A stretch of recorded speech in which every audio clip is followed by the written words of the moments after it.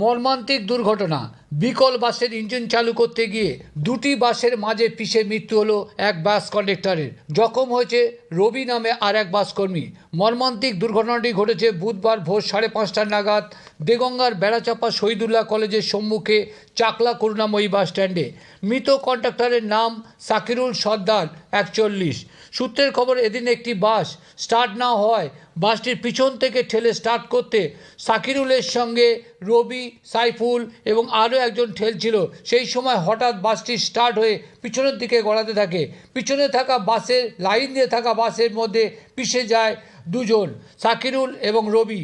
এবার জখম দুজনকে উদ্ধার করে প্রথমে বিশ্বনাথপুর গ্রামীণ হাসপাতালে, এরপর বারাসাত হাসপাতালে। সাকিরুলের অবস্থা অবনতি হয়, নিয়ে যাওয়া হয় কলকাতার আর.জি.কর হাসপাতালে। সেখানেই মৃত্যু হয় সাকিরুলের।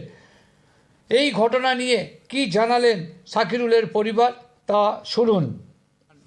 আমার ওই ভাইটা বেড়াচাপা করুণাময়ী বাসে কন্ট্রাক্টারি করতো দীর্ঘদিন ধরে। এখন সকালে গাড়ি স্টার্ট না হয়, ও যে গাড়িতে ডিউটি করতো ওই গাড়িটা না, অন্য গাড়ি স্টার্ট না হয়, চারজনা মিলে ওরা পিছন দিক দিয়ে ঠেলতে থাকে বা ধাক্কা মারতে থাকে। যে কোনোভাবে হোক গাড়িটা ব্যাক গিয়ারে স্টার্ট হয়ে এসে ওদেরকে পিষে দেয়। দুজন বেরিয়ে যেতে সক্ষম হয় দুই দিকে দিয়ে, আর দুইজন মাঝখানে পড়ে পিষে যায়।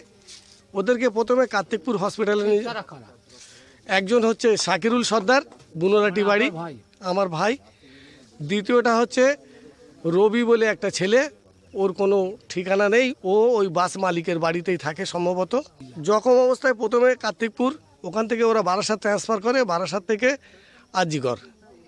আর রবিটাকে বারাসাত থেকে ছেড়ে দেয় প্রাথমিক ট্রিটমেন্ট করে। আর সাকিরুলকে আর.জি.কর হসপিটালে পাঠায়। আর.জি মারা গিয়েছে আজকের এই 20 তারিখের 11টা নাগাদ। আর ঘটনাটা ঘটছে 5টা থেকে, এই 5:30 থেকে 6টার মধ্যে সকালে। আপনার নাম? আমার নাম হচ্ছে এমদাদুল হক সর্দার। সাকিরুলের মৃত্যুতে শোক ছড়িয়ে পড়ল বুনোরাটি গ্রামে। ভাঙা দরমার বেড়া টিনের ছাউনি ঘরের সামনে ভিড় দেখা গেল বুধবার রাতে। এই ঘটনায় কি বলল তার পরিবার, তা শুনুন। আমার এই স্বামী ধরো এতে গাড়ি কন্ট্রাক্টারি করতো, আমার তার পরিবারের খাটার কেউ নেই।